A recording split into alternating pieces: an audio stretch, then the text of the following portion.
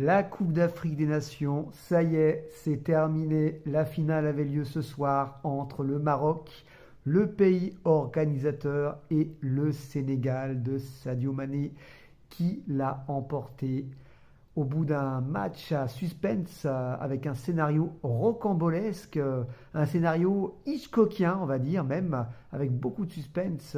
0-0 à la fin du temps réglementaire, mais avec beaucoup de choses à dire. Après une première mi-temps où les Sénégalais avaient plutôt la possession du ballon, avec quelques occasions, mais très peu dangereuses, les Marocains ont plutôt dominé la seconde mi-temps, sont revenus avec de meilleures intentions, quelques occasions de but, puis le tournant du match dans ce scénario incroyable de suspense à la dernière minute, à la 92e minute, puisqu'il y avait 8 minutes d'arrêt de jeu. Tout d'abord, un but refusé pour le Sénégal sur une faute légère sur Hakimi. Les Sénégalais étaient remontés comme des pendules et quelques minutes après, à la 96e, un penalty, et oui, accordé au Maroc sur une faute sur Brahim Diaz dans la surface de réparation sur un corner. Et on s'est dit, ça y est, une fois de plus, peut-être que la VAR va faire la différence.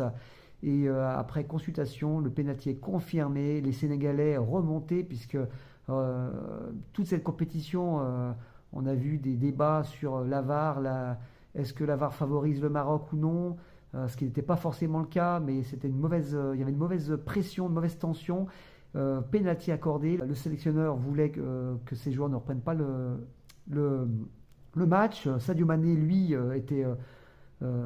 avec sa sagesse, était conscient qu'il fallait revenir sur le terrain. Dans ce climat délétère, on sait très bien que l'attente met un peu plus de pression supplémentaire sur le tireur, et Brahim Diaz, sous pression, donc, tente une panenka donc, dans les arrêts de jeu, et manque complètement cette panenka. Et donc on en arrive aux prolongations. Comment ne pas être impacté par ce penalty manqué en tout début de prolongation, les Sénégalais, grâce à un superbe but, une très belle frappe du gauche de Pape Gueye, l'ancien Marseillais qui joue actuellement à Villarreal, les Sénégalais donc ouvrent la marque.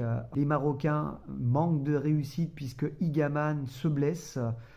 Ils ont fini toutes les prolongations, toute la fin du match à 10 contre 11 avec ce but de retard. Ils ont essayé, ils ont tenté, ils ont eu des occasions. Aguerd a fait une transversale sur un coup de pied arrêté. Malheureusement, ils n'ont pas réussi à égaliser. Et donc, ce sont les Sénégalais, les Lions de la Teranga, qui s'imposent pour la deuxième fois dans une CAN avec cette victoire 1.